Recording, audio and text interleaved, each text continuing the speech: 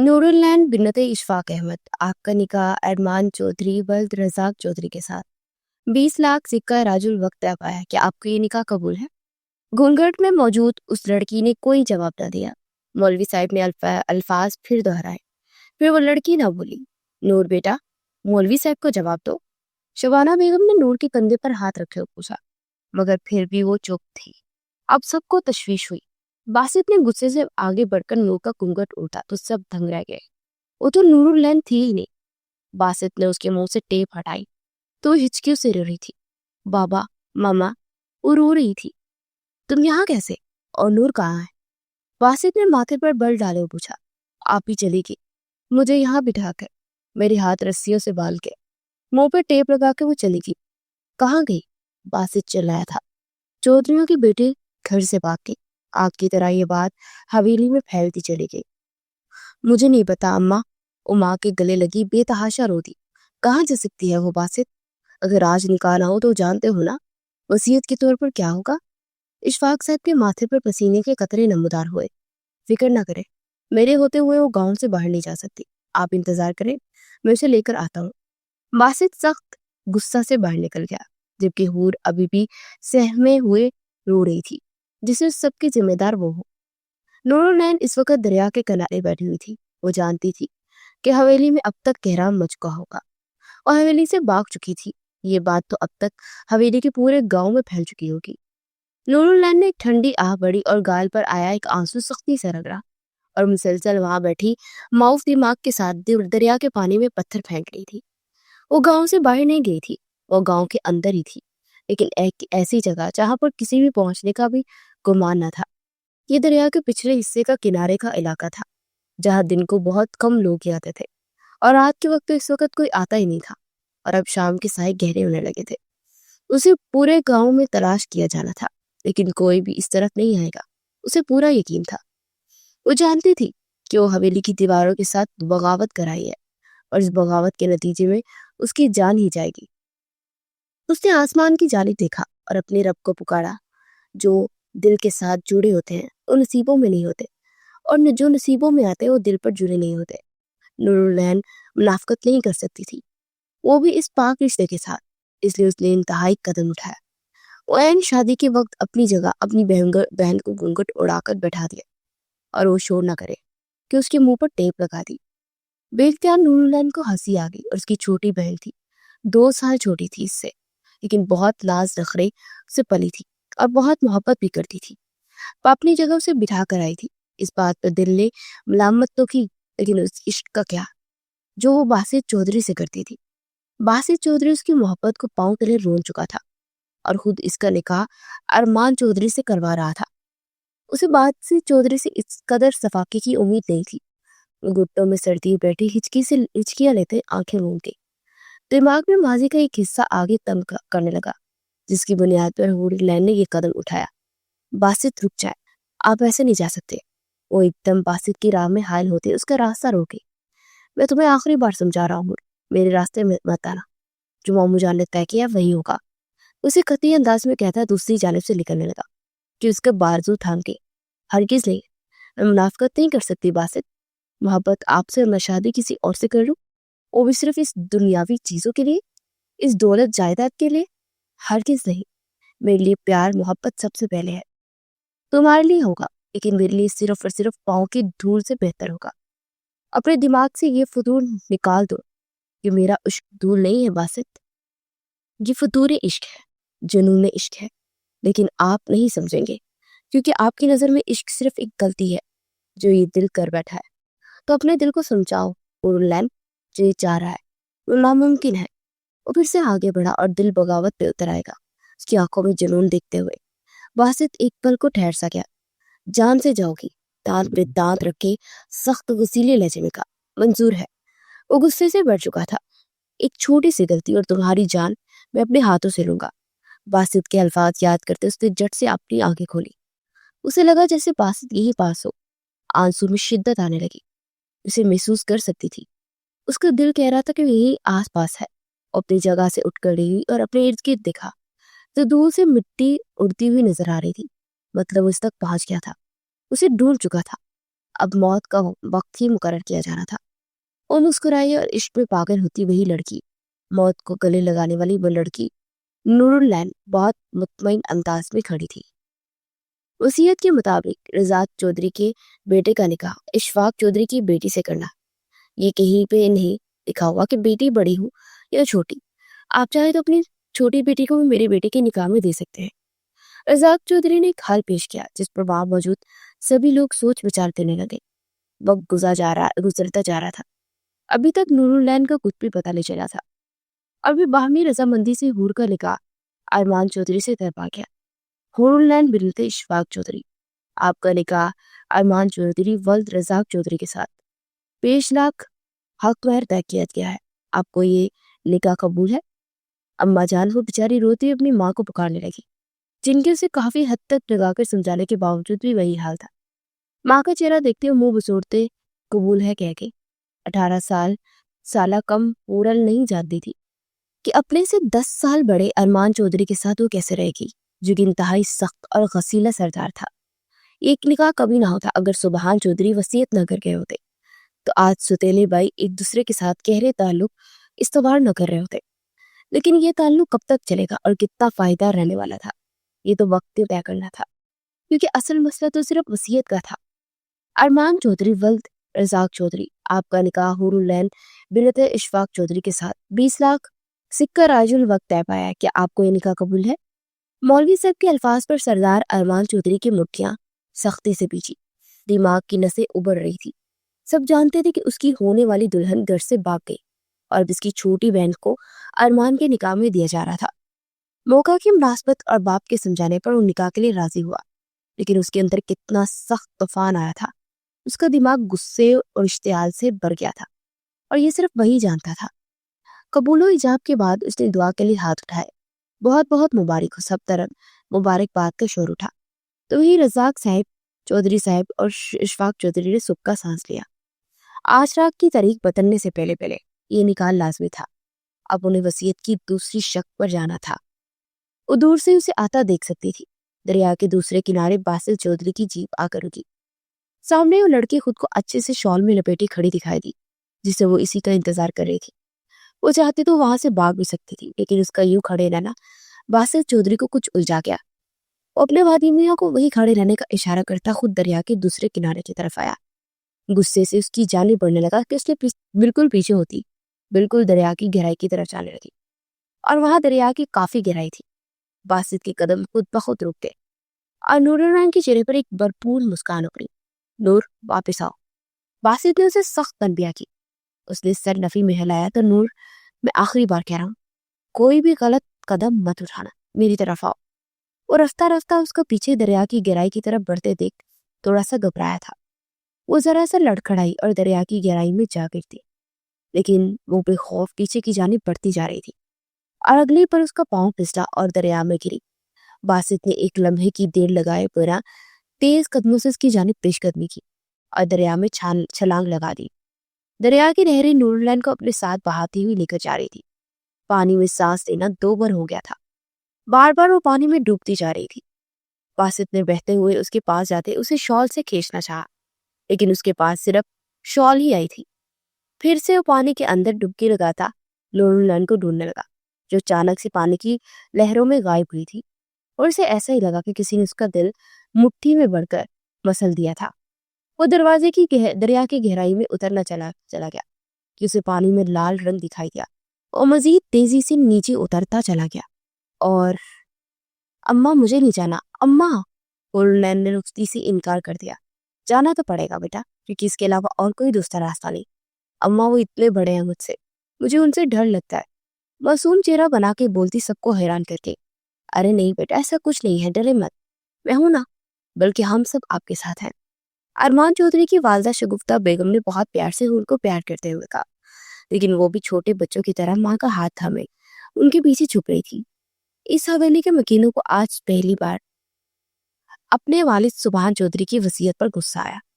کہنے کا تو ان کی سگی اولاد میں صرف رزاق چودھری تھے، جبکہ اشفاق چودھری ان کے سوتیلے بھائی تھے، جبکہ باسط ان کی اکلوتی بہن فادیہ بیگم کی اولاد تھا، جو جوانی میں ہی بیوہ ہو گئی تھی اور واپس باپ کی دہلیز پر آ گئی۔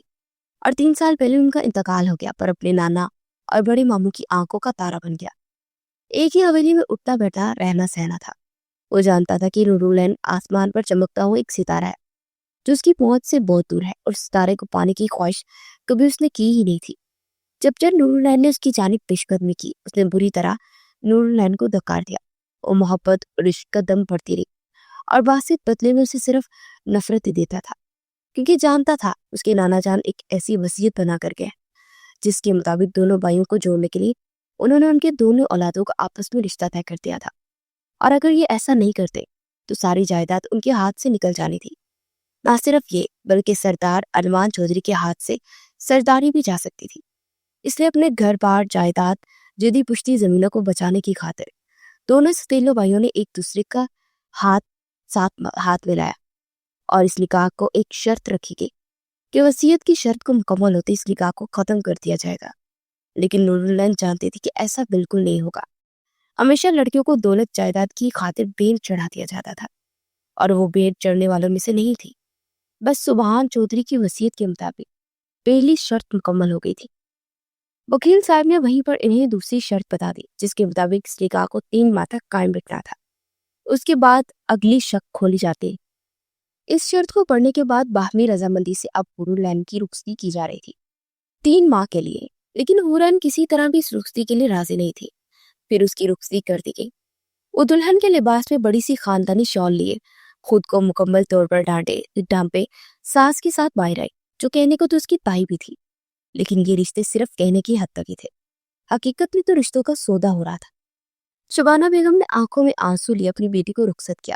دل سے ڈھیروں دعائیں نکل گئی۔ کیسا نصیب تھا، ایک بیٹی اس حویلی کی روایت سے بغاوت کر کے گھر چھوڑ کر جا چکی تھی، جبکہ دوسری بیٹی ان روایت کی بھین چڑھ گئی تھی۔ رخصتی بھی دے دی گئی اور دعا بھی دے دی جا رہی تھی، لیکن کیسی دعا؟ 3 ماہ بعد اس نے اپنے ماتھے پر طلاق کا دبا لے کر واپس آ جانا تھا۔ وہ چاہ کر بھی اپنے آنسو روک نہیں پا رہی تھی، اور یہ آنسو بے بسی کے آنسو تھے، ایک ماں کے آنسو تھے، ایک ممتا کے آنسو تھے، جسے کوئی نہیں سمجھ سکتا تھا۔ وہ بہتے ہوئے دریا کے بہت ہی گہرائی میں جا چکے تھے۔ بہت مشکل سے باسط نے نورالعین کے نیچے مزید گہرائی میں جانے سے بچایا تھا، اور اسے لیے واپس کنارے کی جانے پڑا۔ کنارہ تو چھوٹ گیا اور اسے سمجھ نہ آیا کہ وہ کس طرف جائے، جبکہ نورالعین ایک بے جان وجود کے ساتھ اس کی باہوں میں تھی۔ اس کے سر پہ چوٹ آئی تھی۔ وہ تیزی سے نور کو اپنے ساتھ لگائے بہتے پانی کے ساتھ لہروں کے ساتھ آگے جاتا جا رہا تھا کہ اسے ایک طرف کنارہ نظر آیا، لیکن یہ علاقہ ان کی حدود سے باہر تھا۔ یہاں سے دوسرے گاؤں کی حدود نظر آتی تھی، جس سے ان کی ایک سردار دشمنی چل رہی تھی، پر اس وقت وہ اس گاؤں کی حدود پہ داخل ہو رہا تھا کیونکہ اس کے پاس اور کوئی راستہ نہیں تھا۔ اسی لیے ایک خشکی پر آیا اور گہرے سانس پڑنے لگا۔ موت سے لڑ کر آنے والا وہ جان پاس باسط چودھری تھا۔ اس نے نورالعین کو ہوش میں لانے کی صحیح کی، لیکن اس کا سانس بحال نہیں ہو رہا تھا۔ مجبوراً باسط کو اسے اپنی سانس سے بخشنی پڑی، لیکن پھر بھی سانسیں نہیں آ رہی تھی۔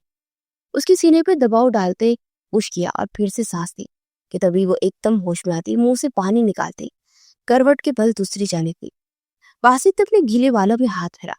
آج اسے اس لڑکی پر بے انتہا کا غصہ آیا تھا، جس نے آج چودھریوں کا نام مٹی میں ملا دیا تھا، ان کی عزت اور غیرت کا للکارا تھا۔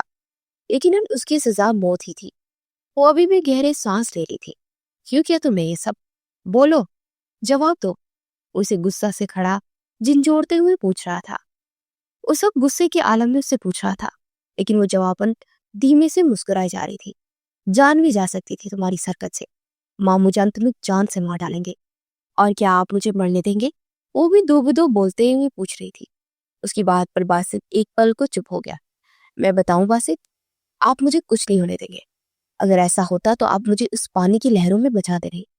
صحیح کہا تم نے، تمہاری موت اتنی آسان نہیں ہے نورالعین، کسی خوش فہمی میں مت رہنا۔ تم یہاں سے سیدھا حویلی لے کر جاؤں گا، اور تمہاری سزا کا فائنل ماموں جان کریں گے۔ وہ تلخیاں ہنسا۔ اگر یہاں سے زندہ بچ کے تو؟ اس کی بات پر باسط کے ماتھے پر بل پڑے۔ تبھی اسے کسی کی قدموں کی چاپ سنائی دی۔ اس کی نگاہ نورالعین کے چہرے سے پر جا ٹھہری۔ کپڑے گیلے ہونے کی وجہ سے اسے جسم کے ساتھ چپک کے چکے تھے، اور شال پانی میں ہی چھوٹ گئی تھی، اور اس کا ہاتھ تھامے اجدت پہ اسے لیے ایک بڑے درخت کی جانب بھاگا۔ بامشکل اس کی رفتار کا ساتھ وہ دے پا رہی تھی۔ ایک درخت کے پیچھے خود کو اسے چھپاتے ہوئے چوکتا ہوتا ارد گرد دیکھنے لگا، جبکہ نور العین اسے خود سے اتنا قریب دیکھتی اس کے خوبصورت چہرے میں کھوسی گئی تھی۔ اور تبھی اسے وہاں وہ رخصت ہو کر چودھری کی لال حویلی آ چکی تھی۔ فائرنگ کا شور ایک دم بڑھنے لگا، آتش بازی کا بھرپور مظاہرہ ہو رہا تھا، پھولوں کی پتیوں اور نوٹوں کی بارش کر دی گئی تھی۔ وہ گھبراتے ہوئے ساس کے ساتھ چپکی چلی آئی اور اسے بہت پیار اور محبت سے لے آئی تھی۔ عورتوں نے کچھ رسمیں کی لیکن ارمان کسی بھی رسم کا حصہ نہ بنا۔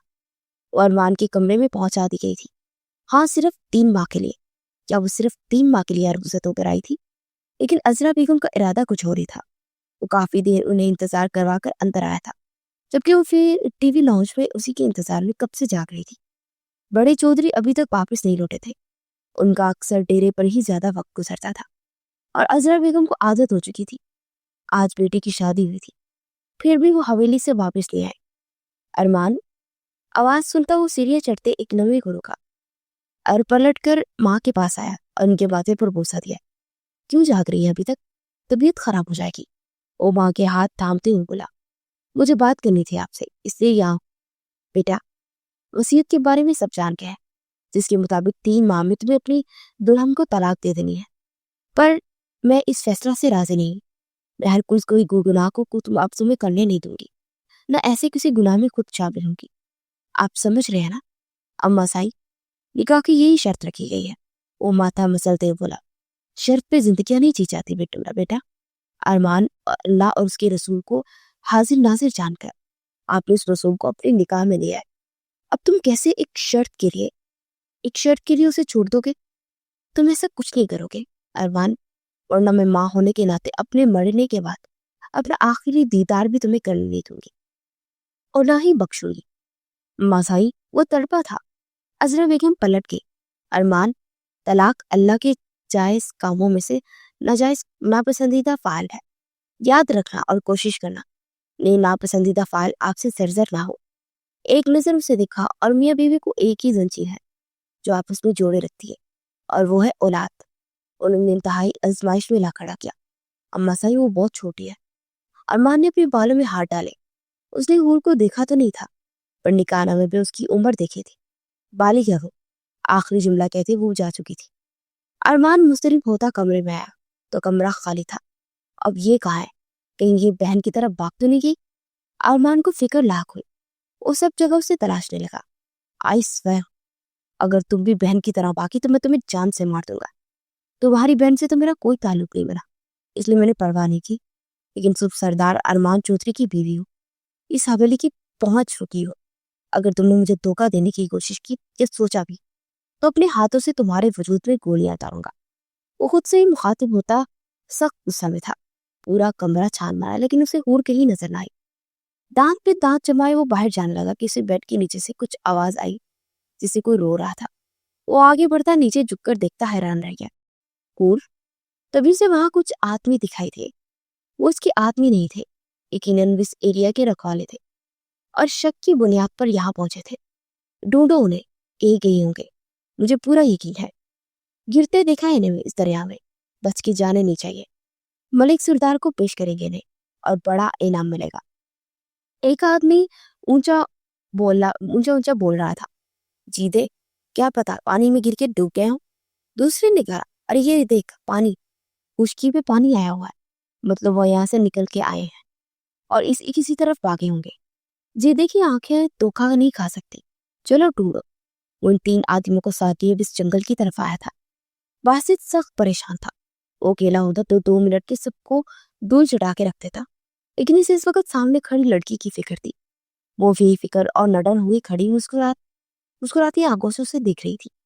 قدموں کی چاپ نزدیک ہوئی تو اسے لیے آگے بڑھتا جھاڑیوں کے بیچ چھپا۔ ڈھونڈو انہیں، یہی کہیں ہوگا، اس سردار کا چلچا۔ ایک بار پکڑا گیا اس لڑکی کو بھی نہیں چھوڑوں گا، اور نہ اسے۔ جیدا اپنے 3 آدمیوں کے ہمراہ الگ الگ ہوتے انہیں یہاں تلاشنے لگا۔ تم یہی رہنا، ہلنا مت یہاں سے۔ باسط اس کے اوپر جھاڑیاں ڈالتا اسے چھپاتے دھیرے سے بولا، مت جائیں۔ وہ اس کا ہاتھ تھام گئی، لمٹ میں رہ گئی۔ باسط اپنا ہاتھ جھٹک گیا۔ اسے اس وقت نور پہ بے انتہا غصہ آیا ہوا تھا، اس کی کمکلی اور بیوقوفی کی وجہ سے۔ اس وقت وہ دشمنوں کے ایریا میں آ چکے تھے اور یہاں سے نکلنے کا اس کے پاس کوئی راستہ فی الحال نظر نہیں آ رہا تھا۔ اس کے ڈانٹنے پر اس نے منہ بسورا، جبکہ باسط وہاں سے نکلتا ایک ایک آدمی کو الگ الگ ہونے کی وجہ سے بہت خاموشی سے ان پر حملہ آور ہوتے بے ہوش کر کے گراتا جا رہا تھا، اور ان کا اسلحہ خود ہتھیار رہا تھا۔ اب صرف اس کا ایک سردار بچا تھا جسے سبق سکھانا تھا، اور وہ اس طرف آیا جہاں اس کے ہونے کی امید تھی، پر وہ نور تک پہنچ چکا تھا۔ باسط نے نور دور سے ہی دیکھا تو لب ٹھیک گیا، دل پہلو میں زور سے دھڑکا تھا۔ کیا حسن چھپا رکھا ہے چودھریوں نے۔ وہ نور کو سر سے پاؤں تک بے باکی سے دیکھتا ہو بولا، جبکہ گن کی نوک پر نور کی گردن تھی۔ نور تھر تھر کانپ رہی تھی، وہ دل ہی دل میں باسط کو پکار رہی تھی۔ اللہ نے اس کی عزت کا محافظ باسط کو بنایا تھا۔ اسے موت قبول تھی، لیکن عزت چلی جائے موت سے زیادہ اذیت کا لمحہ تھا۔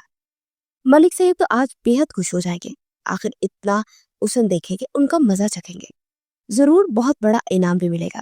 ابھی وہ بول ہی رہا تھا کہ اپنے پیچھے کسی کی موجودگی کا محسوس کیا، اور نور کی گردن پر گن کی نوک کو دباتا اس کی جانب بڑھا۔ اپنے سامنے کھڑے ایک جوان مرد کو دیکھ جیدے کے چہرے پر تناؤ ابھرا۔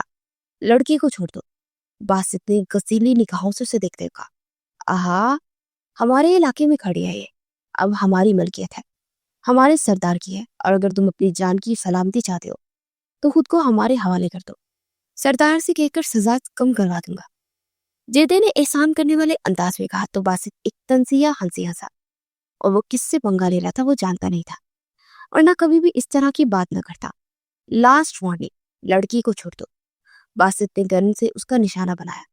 اگر تم نے گولی چلائی تو یہ گولی اس لڑکی کی گردن کے پار ہوگی۔ جیدے نے گھبرا کر کہا۔ دونوں اس وقت آمنے سامنے کھڑے تھے، اور کوئی بھی پیچھے ہٹنے کو تیار نہیں تھا، اور اسی وقت ایک گولی چلی۔ باہر نکلو، پھول کو بیٹھ کے نیچے چھپا دیکھ وہ سچ ہوتا ہوا بولا۔ نہیں، آپ ماریں گے۔ وہ اپنی معصومیت سے سردار ارمان چودھری کو گھائل کر رہی تھی۔ باہر آتی ہو یا میں؟ وہ غصے سے بولا۔ پہلے وعدہ کرے کچھ نہیں کہیں گے، وہ آنسو پوچھتے ہوئے بولی، اور اگلی لمحے ارمان نے ذرا سا جھکتے آگے ہو کر اسے بازو سے تھام دے اپنی جانب کھینچا۔ وہ کسی ڈال کی طرح کھینچتی اس کی طرف آئی۔ کیا حرکت تھی یہ؟ کون چھپتا ہے ایسے بیڈ کے نیچے؟ وہ غصہ ضبط کرتے ہوئے پوچھ رہا تھا۔ آپ سے ڈر لگ رہا تھا ظالم سردار جی۔ اس کی بات سنتا وہ اپنی آنکھیں پھیلا گیا۔ واٹ ربش، کچھ بھی ظالم میں بنا دیا؟ کون سے ظلم کے پہاڑ توڑے ہیں میں نے تم پہ؟ وہ ذرا سا پیچھے ہوتے سر سے لے کر پاؤں تک دیکھتے اسے پوچھ رہا تھا۔ وہ واقعی قیامت خیز حسن رکھتی تھی، اور ارمان کے دل میں ہلچل مچا رہی تھی۔ اس چھوٹی سی لڑکی سمجھ رہا تھا، پر اس کا بڑا بڑا جسم دیکھتے اس کی آنکھیں پل میں خماری ہوئی تھی۔ اس کے سوتیلے چچا نے اس کی آفت کو کہاں چھپا رکھا تھا کہ وہ خبر ہی نہ ہو سکی۔ ظلم کیا تو نہیں، کریں گے نا، سب کہہ رہے ہیں۔ آپ ہی کا غصہ آپ مجھ پر اتاریں گے، لیکن میں سچ کہہ رہی ہوں، مجھے نہیں پتا آپ ہی کہاں گئی ہے۔ بھاگ گئی اپنے یار کے ساتھ۔ ارمان نے دانت پہ دانت جمائے تنفر سے کہا۔ تو اس معصوم کی آنکھیں خطرناک حد تک پھیلی۔ وہ تو باسط بھائی سے پیار کرتی تھی، تو اس کسی اور کے ساتھ کیسے بھاگ سکتی ہے؟ انجانے میں سے ہی وہ اپنی بہن نور کا پول کھول چکی تھی۔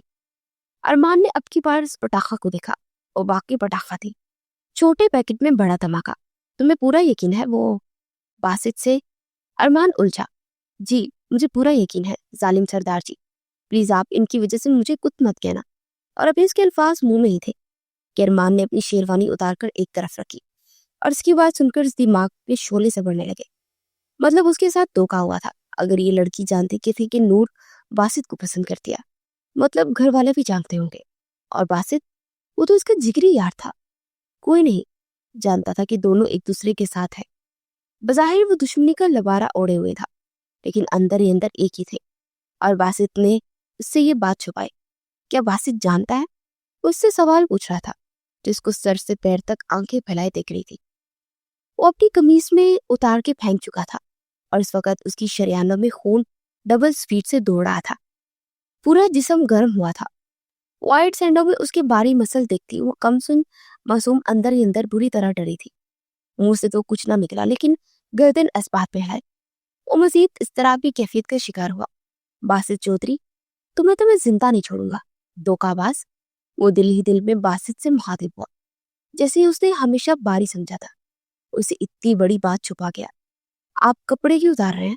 ہمارا نکاح تو صرف 3 ماہ کے لیے ہوا ہے نا، پھر آپ مجھے طلاق دے دیں گے۔ اس کی بات سنتا وہ جھونکا، مطلب اسے سب سمجھا کے بھیجا گیا تھا۔ ابے چچا کی پلاننگ پہ وہ اش کر اٹھا۔ کس نے کہا 3 ماہ بعد تمہیں چھوڑ دوں گا؟ وہ اپنے ابلتے دماغ کو ٹھنڈا کرتے اس کی جانب پیش قدمی کرنے لگا۔ وہ گھبرا کر انہیں قدموں پہ پیچھے ہوتی چلی گئی۔ بابا نے کہا اماں سے، میں نے سن لیا۔ وہ گھبرا کے بولتی اس وقت مومی گڑیا ہی لگ رہی تھی۔ لیکن میرا ایسا کوئی ارادہ نہیں۔ اب کی بار مزید اس کی جانب پڑا تو پیچھے ہوتی لڑکھڑا کر بستر کے اوپر جا گئی۔ موقع دیکھتے وہ اس کے اوپر سایہ فگن ہوا۔ پھول کا تو سانس ہی رک گیا تھا۔ گولی باسط کے بازو کو چیرتی ہوئی نکل گئی۔ باسط، نور کی چیخ گونجی، پر باسط بھی گولی چلا چکا تھا جو سامنے والے کے دل کے پار ہوئی، اور اس کا نشانہ خطا نہیں ہوا تھا۔ وہ پکا نشانہ باز تھا۔ جیدہ لڑکھڑا کے نیچے گرا اور نور نے اس کی طرف بھاگتے ہوئے آنا چاہا، پر اسے پڑے جھٹکتا جیدے پر جھکتا اس دونوں آنکھیں نوچ گیا۔ نور نے ڈر کے مارے روپ پھیر لیا۔ وہ یہاں تک بس نہ ہوا بلکہ اس کی زبان کو جڑ سے اکاڑ پائے گی۔ تب جا کے اس دیوانے کو سکون آیا۔ نور اس شخص کی طرف دیکھ بھی نہیں پا رہی تھی جس کے ساتھ باسط نے اتنا بڑا سلوک کیا تھا۔ وہ لڑتے ہوئے باسط کو دیکھ رہی تھی جس کے بازو سے خون بہ رہا تھا۔ وہ ہاتھوں پہ جیدے کا خون تھا۔ اچانک بارش نے انہیں پل میں بھگو دیا۔ وہ اپنے ہوش و حواس میں واپس آتا تیز تیز قدموں سے نور کی جانب پڑا اور گھبرا کر اس سے دور ہوتے لگے۔ اسے اس وقت باسط سے بھی خوف آ رہا تھا۔ اسے لگ رہا تھا کہ اس کا بھی باسط کا یہی حال کرے گا۔ اس کے قریب آتا اسے کلائی سے جگڑے، سخت گرفت میں لیے وہاں سے ایک راستے کی طرف آگا۔ وہ مسلسل اس کے قدموں کو ساتھ دے رہی تھی۔ اس کا دھیان اس کے بازو کی طرف تھا جہاں گولی سے گھاؤ آیا تھا۔ جیدے کے پاؤں سے اس نے ایک کالا کپڑا اٹھایا جو جیدے نے اپنے کندھے کے گرد اچھے سے لپیٹا ہوا تھا۔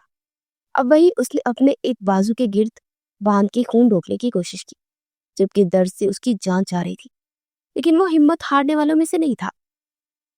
سامنے کھڑی لڑکی کی موت قبول تھی۔ درندوں کے ہاتھ لگ کے عزت کروانے سے اپنے ہاتھوں سے اس کی جان لے لیتا۔ ایک دیوار کے ساتھ ٹیک لگائے وہ گہرا سانس بھرتا، قہر آلود نظروں سے نور کو دیکھنے لگا۔ اندھیرا پھیل رہا تھا، اب تو کوئی راستہ بھی ٹھیک سے دکھائی نہیں دے رہا تھا۔ ملک کو اپنے آدمیوں میں اب ان کے بارے میں پتا چل گیا تھا۔ وہ دماغ لڑا رہا تھا اسے کچھ بھی کر کے نور کو گھر لے کر یہاں سے دور جانا تھا۔ وہ اس کا ہاتھ پھر سے تھامے آگے بڑھنے لگا۔ باسط، آپ کو گولی لگی ہے، وہ روتی ہوئی کانپتی آواز میں بولی۔ تو باسط کی قدم تھمے۔ نور العین، میں قسم کھاتا ہوں اگر تمہاری عزت ذرا بھی حرف آتا یا کسی نے انگلی اٹھائی یا عزت کا خطرہ ہوا، میں اپنے ہاتھ سے تمہاری سانسیں گھونٹوں گا۔ صرف یہی نہیں، تمہارے جسم کے ٹکڑے ٹکڑے کر دوں گا۔ مرنے کے بعد بھی کوئی تمہارے جسم کو نہ دیکھ سکے، نہ ہی چھو سکے، سمجھی تم؟ اگر اپنی جان کی سلامتی چاہتی ہو تو خاموشی سے چلو۔ وہ گھراتے ہوئے بولا اور اس کے رونگٹے کھڑے کر گیا۔ یہاں سب سے بچا کے وہاں مجھے اس دلدل میں واپس لے جاؤ گے، وہاں بھی موت ہی ہے میرے لیے باسط۔ اس سے اچھا اپنے ہاتھوں سے میرا گلا یہیں پر گھونٹ کر مار دو۔ آپ کے ساتھ میں جی نہیں سکتی، کم از کم موت تو آپ کی باہوں میں آئے گی نا، ایک سکون آ جائے گا۔ پھر میرے مرنے کے بعد میرے جسم کے ٹکڑے ٹکڑے کر دینا، کوئی فرق نہیں پڑے گا۔ اس کے سخت گر الفاظ سنتا اسے کھینچ کر اپنے سینے میں پیوست کرتا، سخت غسیلی نظروں سے دیکھتا۔ اسے کندھے پر بیٹھے اسے بچھو پر نظریں فوکس کر گیا۔ وہ جنگل کا کالا بچھو تھا، اس کا ڈنگ بہت خطرناک تھا۔ باسط ایک پل کو اپنی نگاہ اس سے نہیں ہٹا پا رہا تھا، اور اگلے ہی پل یہ اب کیا کہہ رہے ہیں، پیچھے ہٹے ظالم سردار جی۔ اس کا ذرا سا وزن بھی برداشت نہ کر پا رہی تھی۔ کیسے پیچھے ہٹو؟ حق حلال کی بیوی ہو تم میری، پورے گاؤں کے سامنے تمہیں اپنی دلہن بنا کے لایا، اس لیے نہیں کہ سہاگ رات میں تم مجھ سے دور ہو جاؤ۔ سہاگ رات؟ وہ زیر لب بڑبڑائی۔ اس کے ہیرتے نرم ملائم لبوں کو دیکھتے ارمان کی دل میں گلٹی ابھر کے محدوب ہوئی۔ Wedding night. وہ ذرا سا جھکتا اس کے گال پر اپنا لب مس کر گیا۔ پورے جی جان سے کانپ اٹھی۔ لیکن 3 ماہ سے پہلے ہی تم میرے ساتھ اتنا گہرا تعلق ہو جائے گا کہ کوئی تمہیں مجھ سے الگ نہیں کر سکے گا۔ اس کے بھاری کامدار دوپٹے کو اتارتا ایک طرف رکھتا، اس کا ہوش ربا سراپا دیکھتا، آنکھوں میں خماری بھر کر بولا۔ وہ دلکش خودخال کی مالک تھی۔ دھیرے دھیرے جولری کے بوجھ سے آزاد کرتے اس کی کمر میں ہاتھ ڈالے، اسے اوپر کی جانب اٹھاتے بیک گراؤنڈ کے ساتھ لگایا۔ پل بھر کو دونوں کی نظروں کا تصادم ہوا۔ दोनों के दिल में एक ही लम्हा में तरके थे। और तो उसके छूने से पास आने से गुमसुम हो गई थी। उसका दिमाग अभी से माउफ हो गया था। उसे कुछ भी समझ नहीं आ रहा था कि वो क्या रिएक्ट करे। अरमान ने कमरे की लाइट्स डिम की तो मजीद घबरा गई। अरमान ने उसके लोगों पर हल्की सी गुस्ताखी की तो उसके सीने पर समा गई। अरमान के दिल की धड़कनों को बढ़ाते वो जालिम लड़की उसके अंदर जवां जज्बात जगा गई थी। मुझे जालिम कह रही हो? तुम मुझे सीने से लगते हो मुझ पे कितना जुल्म कर चुकी हो, तुम्हें अंदाजा भी है? धीमी आवाज में सरकोशी करता उसके कान के लोगों को चुमता उसी गर्दन पर लम्स बिखेरने लगा। उसका नरम गरम लम्स पूर के रोंगटे खड़े कर गया था। पहलू में दिल बुरी तरह धड़के जा रहा था। पहली बार किसी मर्द का लम्स महसूस करते हुए जी जान से कांपी थी। और फिर वो रुका नहीं, उसके वजूद को मुकम्मल तौर पर अपनी रूह का हिस्सा बनाता चला गया। बासित ने उस बिच्छू को नूर के कंधे से दूर झटका और उसको मार दिया। और वो सब देखती हूँ ज्यादा और कांपने लगी। उसकी कलाई को सख्ती से दबोचे फिर से आगे की तरफ पेशकदमी करने लगा। मुसलसल भागते नूर की टांगे शल हो गई थी। प्लीज बासित, रुक जाए, अब मुझ में और हिम्मत नहीं भागने की। वो हामते हुए बोली, अच्छा, यह हवेली से भागने से पहले सोचना था ना? वो गुस्सा से दहाड़ा। बारिश अभी भी जोरों शोर से बरस रही थी। वो दोनों मुकम्मल भीगे हुए थे।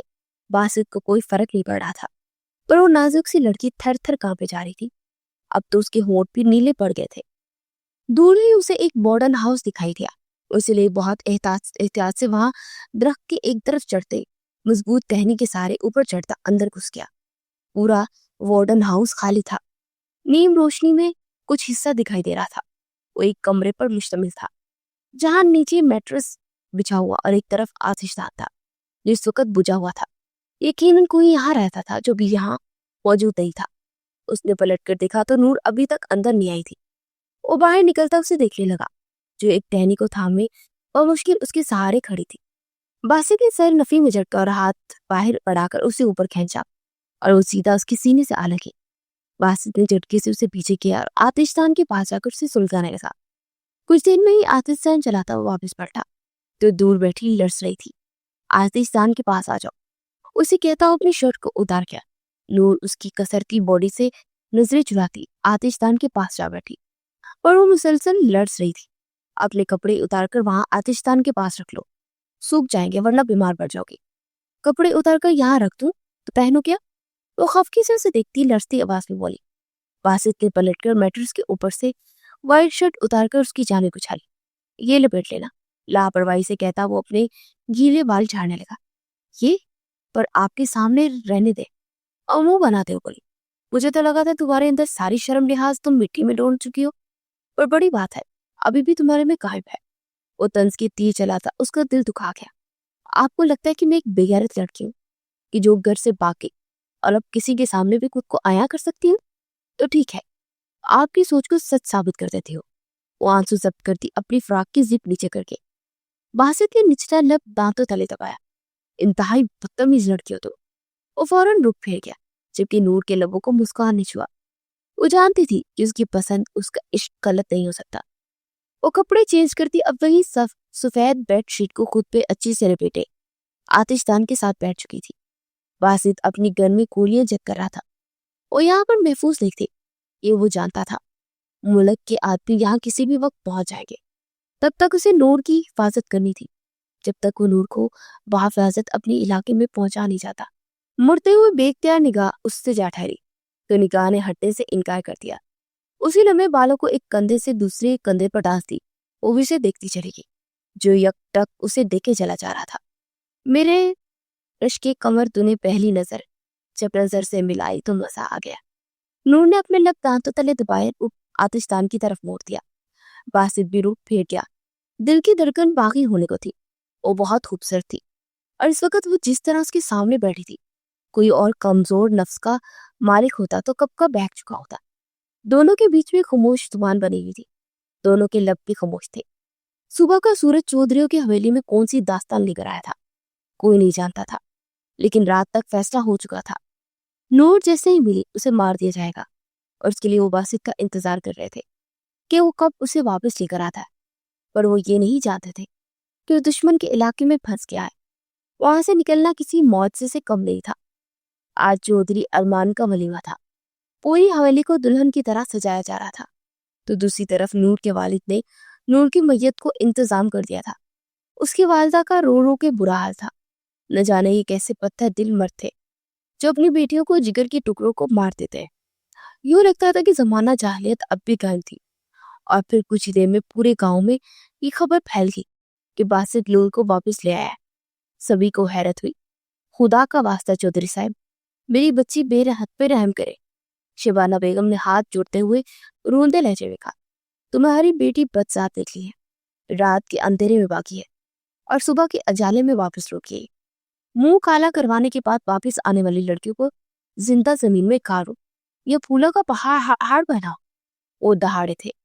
میں رحم مانگ رہی ہوں چودھری جی، وہ بول رہی تھی، اور چودھری اشفاق نے کچھ بھی نہ سنا۔ تو روتے ہوئے ایک اور حربہ آزمانے کا انہوں نے سوچا۔ وہ اس گاؤں کے سردار ارمان چودھری کو فون کر دیا۔ اس کی آخری امید اب وہی تھا۔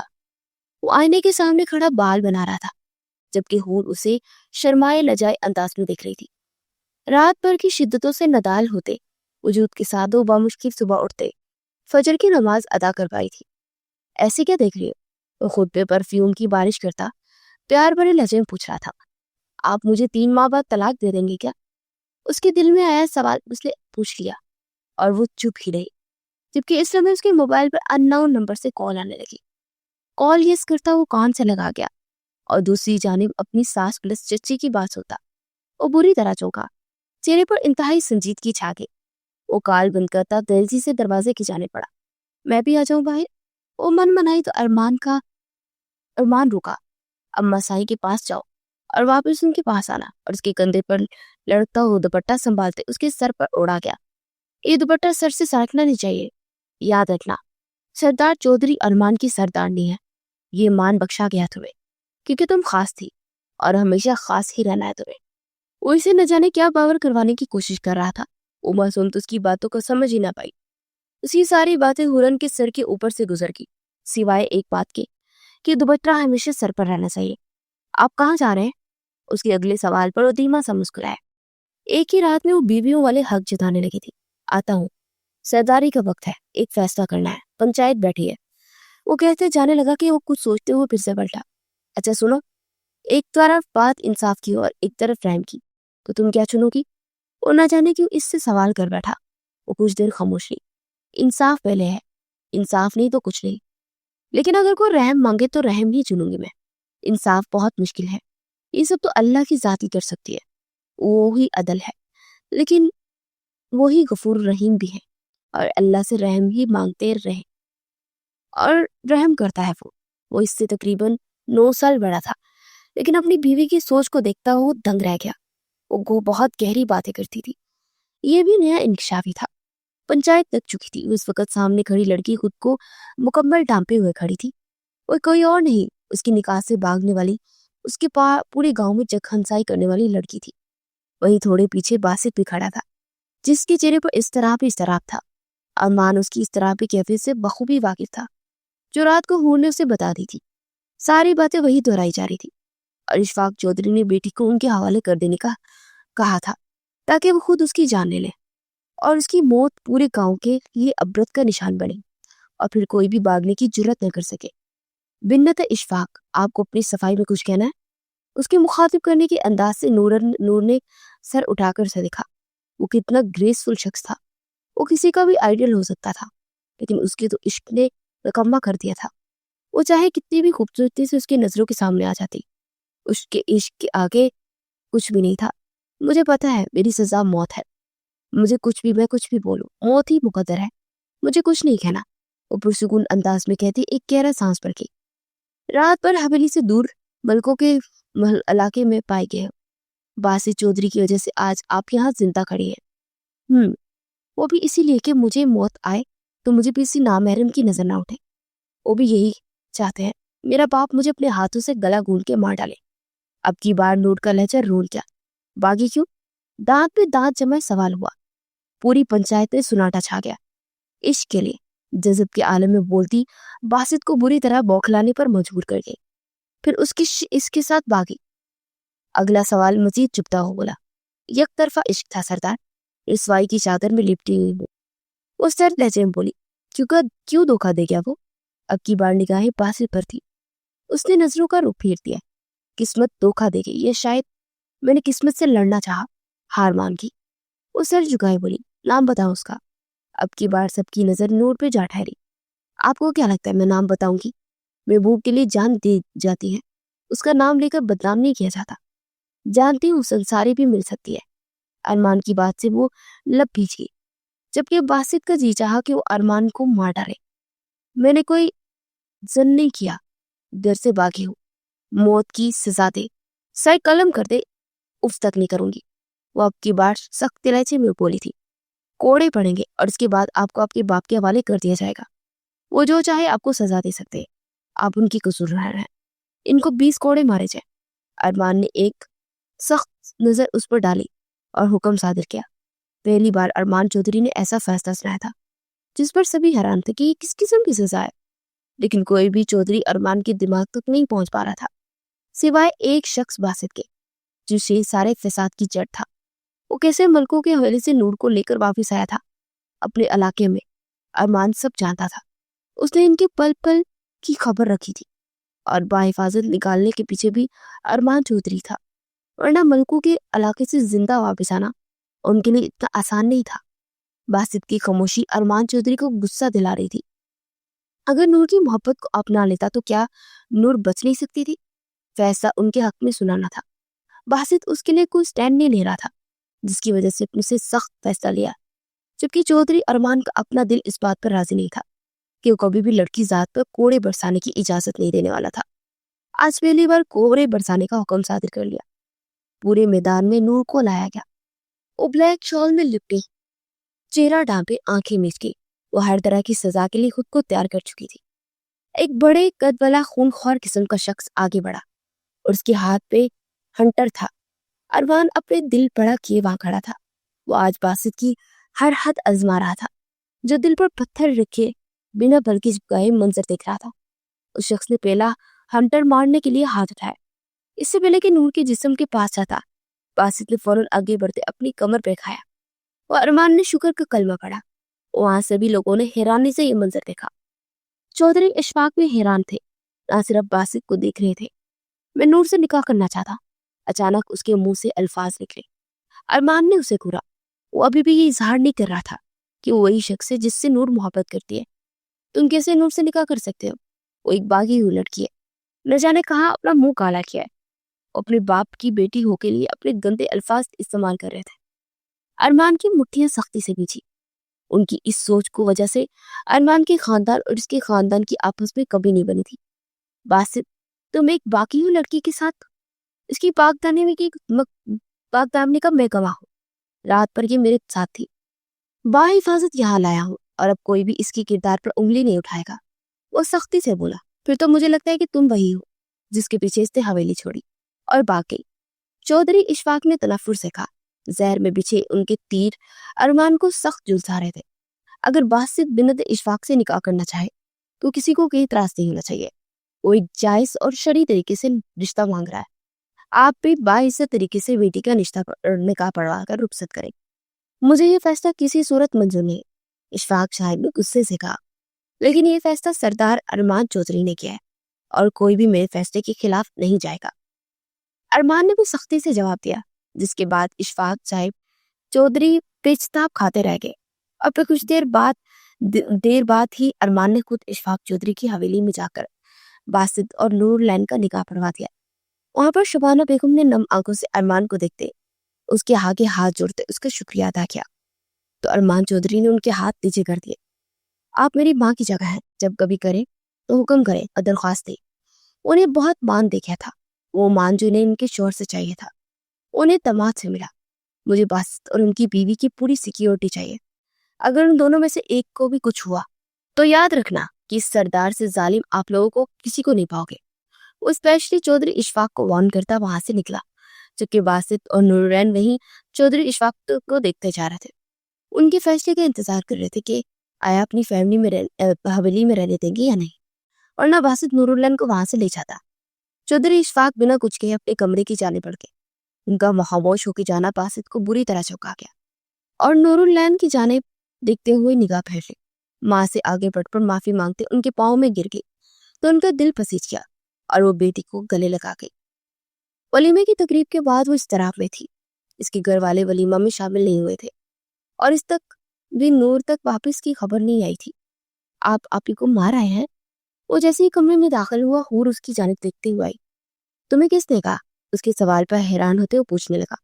प्लीज सरदार जी सच बताएं, क्या किया है आपने आपी के साथ? वो रो रही थी। आप उसे समझ आए कि सुबह अरमान ने उसे इंसाफ और रहम का क्यों पूछा था। वो इंसाफ कराया था और उसकी आपी को सजा दिया था। हूर, जिसने भी तुमसे ये खबर पहुंचाई है आध अधूरी पहुंचाई है। अरमान ने से अपने पास बिठाते सारी इस बात बताई और उसका चेहरा देखा। वो रो रही थी। अब सच कह रहे हैं, आपने बासित भाई और नूर आपी का निकाह कर दिया? वो हैरानी से पूछ रही थी। सरदार झूठ नहीं बोलता। सरदार ने अब की बार आंखों में शरारत लिए बोला था, लेकिन लहजा संजीदा था। आप बहुत अच्छे हैं। वो भीगकर उसके बाजू के साथ लिपट कर बोली, सोच लो, ये सरदार जब अपनी शिद्दतें बरसाएगा तब भी अच्छा ही रहना चाहिए। वो मायनी खिजी से बोला तो ब्लश करने लगी। नूर रूम में आई तो वो आईने में देखते अपनी कमर के हंटर वाले जख्म पर मुश्किल मरहम लगा रहा था, क्योंकि बाजी पर भी बैंडेज थी जहां गोली ने उसे जख्म किया था। उसका जख्म देखते नूर की आंखों में आंसू भर रहे। आगे होकर उसके जख्म पर मरहम लगाते कुछ लगाने की कोशिश की। बासी ने उसको इस अमल से रोका नहीं था। खामोशी से वो मरहम से लगवाने लगा। अगले लम्हे उसकी कमर के जख्म पर लब रखते सिसक उठी। क्या कर रही हो? जरासीम होते हैं। वो पलटते उसे डपट के बोला, क्यों आए आप यहाँ? मर जाने देते। आपकी ये जिद मुझे नहीं सहनी जा रही बासित। वो बलक बलक के रोती। बासित को पहली बार उसका यूं रोना बहुत बुरा लगा। वो उसकी गालों से आंसू पूंछता उसे बहुत अपना अपना सा लगा। कैसे कुछ होने देता तुम्हें? मेरे होते तुम्हें कुछ हो जाए, मेरे जिंदा होने का क्या वादा फिर? वो तल्खी से कहता अपनी शर्ट पहनते हुए बटन बंद करने लगा। तो नूर ने उसके हाथों से अपने हाथ रख दिए और उसके हाथ थम गए। दोनों की नजरें पल पर को मिली। नूर की आंखों में जलते मोहब्बत के दीप देखता वो नजरें चुरा गया और रुक गया। नूर के दिल में ठेस सी उठी। वो अब भी उससे मोहब्बत नहीं करता था, मतलब जान बचाने की खातिर उससे निकाह किया था और वो पागल समझी कि उसे मोहब्बत का एहसास हो जागा था। वो भी रूप पलट गई। आई एम सॉरी, मेरी वजह से आपको इतना कुछ सहना पड़ा। और सर झुकाए कहती सोफे की जानिब बढ़ गई। आंखों में आंसू थे लेकिन लोगों पर मुस्कान थी। अपनी जीत के पीछे छुपी हार पे और बासित को पल पर में खाली हाथ रह गई थी। और बिस्तर पर सो जाओ। नूर, नहीं, यह आपका कमरा है और मुझे किसी को तकलीफ देना अच्छा नहीं लगता। आपकी कमर पर जख्म है, आप आराम कर लीजिए। किसी भी चीज की जरूरत हो तो बता दीजिएगा। और कुशन सीधा करके लेटती बोली, वहां तुम्हारी जरूरत है, पास आओ। उसकी बात पर वो चौंकती हुई उसे देखने लगी। लाइट्स ऑफ करके आना, मुझे रोशनी में नींद नहीं आती। वो आंखें मूंदे धीरे से बोला, आपको मेरी जरूरत क्यों होने लगी है? उठकर बैठती हुई बोली, जबकि दिल की स्पीड बढ़ती जा रही थी। एक शौहर को बीवी की जरूरत रात के वक्त क्यों होती है? उसकी जानिब गहरी नजरों से देखता गंभीर लहजे में बोला था। उसकी वाज़ेह बात पर नूर की पलकें लर्ज गई। प्लीज सो जाए, मुझे जबरदस्ती मुसल्लित होना पसंद नहीं है। वो नजरें चुराती लाइट्स ऑफ करते वापस अंदाज में सोफे पर जाने लगी कि रास्ते में ही बासित के उसकी कलाई थामे उसे अपनी जानिब खींचा। वो सीधा उसके सीने से आन गिरी। बासित उस सख्त हैरान हुई। जब इश्क करती हो तो घबरा क्यों रही हो? तुम्हारे इस इश्क का बासित चौधरी कायल हो गया है। वो इसके बालों में मुंह छुपाता हुआ बारी आवाज में बोला, आपकी कमर पे जख्म है। आते अपनी शर्ट के बटन खोलते उसके दिल लर्ज उठा था। खिड़की से आती पूरे चांद की रोशनी मैं उसे मुकम्मल तौर पर देख पा रही थी, जो एकदम सीधा हुआ और उसकी गर्दन पर झुका। उसकी सिसकी निकली। धीरे धीरे उस पर अपने जज्बे अश्कार हुए। उसे मदहोश कर गया। अचानक महबूब की कुर्बत मिल जाना। महबूब कहीं कुछ से पागल ना हो जाए। धीरे धीरे रात गुजरती जा रही थी। बासित की शिद्दतों में भी इजाफा होता चला गया। 3 माह बाद जहां दोनों खानदान में बासित और नूर के रिश्ते को अपना लिया था, वहीं आज नूर और अरमान के रिश्ते को भी खलासा होना था। जबकि वो रोई जा रही थी, उसके हाथ में अपनी रिपोर्ट थी जो वो आज नूर के साथ शहर जाते हुए डॉक्टर से चेकअप करवाते ले आई थी। उसकी नूर 2 वीक की प्रेग्नेंट थी और उसे पता भी न चला। सारे वो नासमझी से उसे देखते हुए बोले थे, कसम से ये बात मैं अपने शौहर को देखे बगैर बता रही हूँ। अभी वो आए भी नहीं है। उन सोचों में डूबी वो अरमान अंदर दाखिल हुआ। उसे झट से रिपोर्ट्स अपने पीछे छुपा ली। ये क्या है हूर? वो देख चुका था। कुछ नहीं सरदार जी, सब झूठ है। उसे खुद पे जब्त करते हुए कहा। झूठ? मतलब? उसके पास आता उसके हाथ पे वो रिपोर्ट्स ले गया। नहीं, ये झूठ, मैं प्रेग्नेंट नहीं। वो रो रही थी। क्या पागल हो गई हो? रिपोर्ट में साफ लिखा तुम पापा मम्मा, हम पापा मम्मा बनने वाले हैं, और तुम इनकार कर रही हो। वो खपकी और खुशी की मिले जुले तासुरात से कहता मुस्कुराया। ये तो आप मुझे तलाक दे देंगे ना, वसीयत के मुताबिक? वो मनमनाई, जबकि वो बिल्कुल चुप हो गया। प्लीज तलाक मत देगा, वरना मैं अकेली बच्चा कैसे संभालूंगी? उसे तो आपकी भी जरूरत होगी ना। प्लीज बच्चे की खातिर आपको बाबा को समझाए ना, कोई वसीयत ना खोले। मैं कैसे रहूंगी आपके बिना? वो रोई चली जा रही थी। एक मौसम सा इजहार अरमान को अंदर तक सरशार कर गया। कोई वसीयत नहीं है, वो सब एक ड्रामा था। दादा जान की ख्वाहिश थी कि हमारे वालिदैन अपने बच्चों का रिश्ता एक दूसरे से कर ले। इसी वजह से बाबा ने और मैंने ये वसीयत का खेल खेला। वरना चाचा जान, मतलब आपने धोखा से? जी, कोई धोखा नहीं। बीवी हो मेरी, मेरे होने वाले बच्चे की माँ। कभी भूल के भी जज्बा जुदाई का मत सोचना। उसे अपनी बाहों की हल्के में लेता उसकी कमर के गिर्द हिसार बांध गया, और वो उसकी लम्स पर खिलखिला कर हंस पड़ी।